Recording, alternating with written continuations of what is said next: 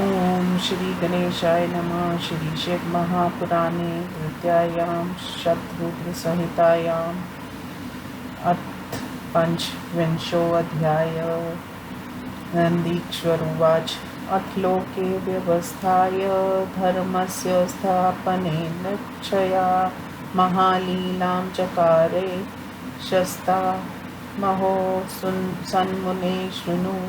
एकदा पुष्पभद्रायां स्नातुं गच्छन् मुनीश्वरा ददर्श पद्यां युवतीं शिवाशां सुमनोहरां तलीपसुस्तत्पितुस्थानमनरन्नयस्य भूपते जगाम भुवनाचारी लोकतत्त्वविचक्षणा राजा नरानाथ दृष्टा प्रणम्य च भयाकुला मधुपकार्दिकं दत्त्वा पूज्यमास भक्तिता स्नेहात् सर्वगृहीत्वा स ययाचे कन्या कामनी मौनी बभूव नृपति किञ्चिन्वर्तुमक्षमा मुनि प्रोवाच नृपति कन्या मे देहि भक्तिता अन्यथा भस्म सात् सर्व करिष्येऽहं त्वया सह।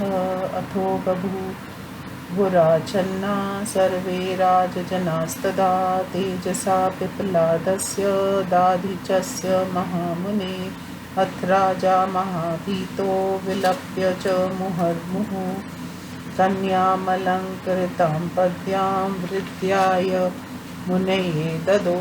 पद्यां विवाहः स मुनि शिवां शाम्भूपते सुतां पिप्लादो गृहीत्वा तां मुदितां वाक्षमययो।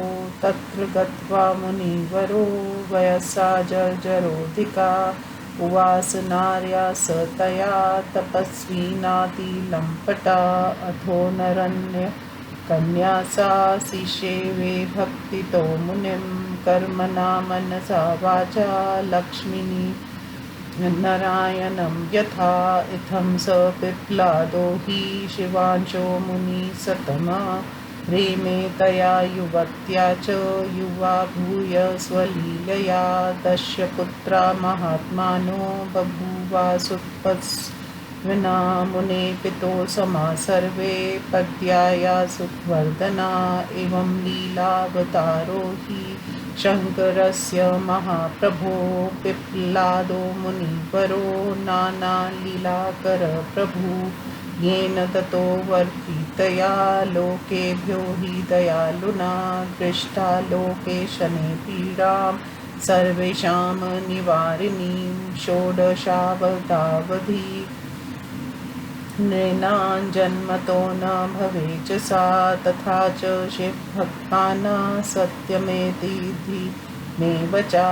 अथानाधृत्यमव्याख्यं कुर्यात् पीडां शनि क्वचित् तेषां नृणां तदा स्यादस्मासान् हि संशया इति तद्यत्सत्तात् विकृतोऽपि शनैश्वरा त्वेषां न कुरुते पीडां कदाचिद्व्यग्रहस्तमा। इति लीला मनुष्यस्य पिप्लादस्य सन्मुने कथितं सुचरित्रं ते सर्वकामफलप्रदम्। गाधिक्ष कौशिकक्षैव पिप्लादो महामुनि शनैश्वर कृतां पीडां नाशयन्ति समृतास्त्रय। पिप्लादस्य चरितं पद्याचरितसंयुतं य पठेत् च शृणुयाद्वापि सुभक्तया भुवि मानवा। शनिपीडा विनाशार्थमेतच्चरितमुत्तमं य पठेत् शृणुयाद्वापि सर्वकामान् वाप्नुयात्। धन्यो मुनिवरो ज्ञानी महाशैव सतां प्रिया यस्य पुत्रो महेशान् पिप्लादाख्य आत्मवान्। इदमाख्यान मनहं सर्वज्ञं कुग्रह दोषहृत सर्वकामप्रदं तात शिवभक्तिविवर्धनम्। इति श्री शिव महापुराणे तृतीयायां शतरुद्रसंहितायां पिप्लादावतारचरित्रवर्णनं नाम पंचविंशोऽध्याय। हिंदी अनुवाद।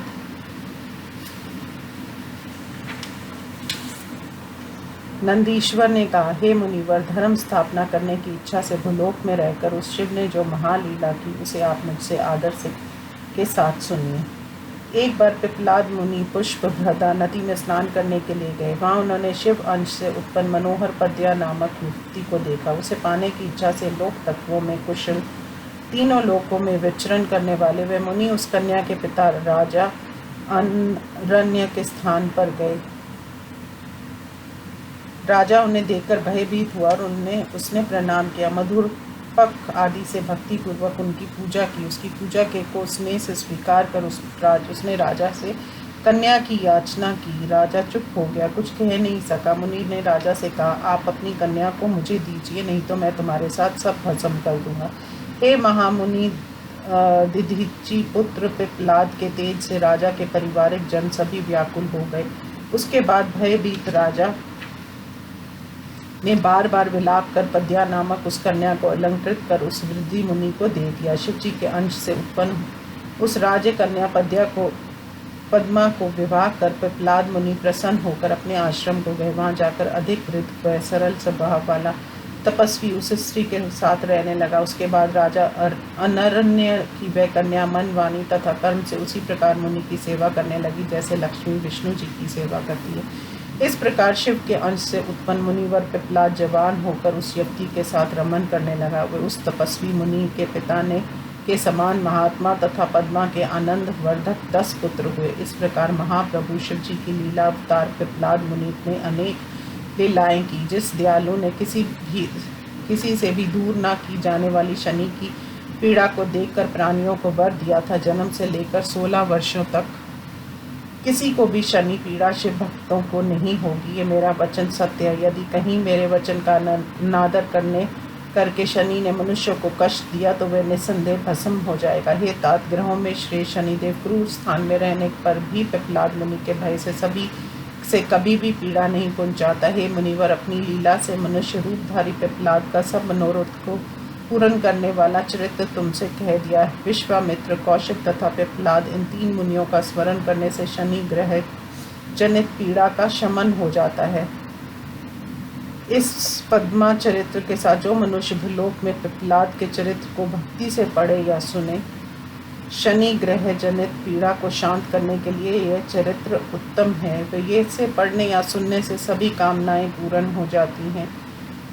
वे ज्ञानी मुनिवर, सज्जनों के प्रिय महाशय दधीची धन्य है जिनके पुत्र पिपलाद शिव के अंश से उत्पन्न हुए। हे तात, ये कथानक पुण्य तथा स्वर्ग को देने वाला, क्रूर ग्रह जनित पीड़ा का नाश करने वाला, सभी मनोरथों को देने वाला तथा शिव भक्ति को बढ़ाने वाला है। इस प्रकार श्री शिव महापुराण में पिपलाद अवतार चरित्र वर्णन नामक 25वां अध्याय समाप्त। ओम नमः शिवाय।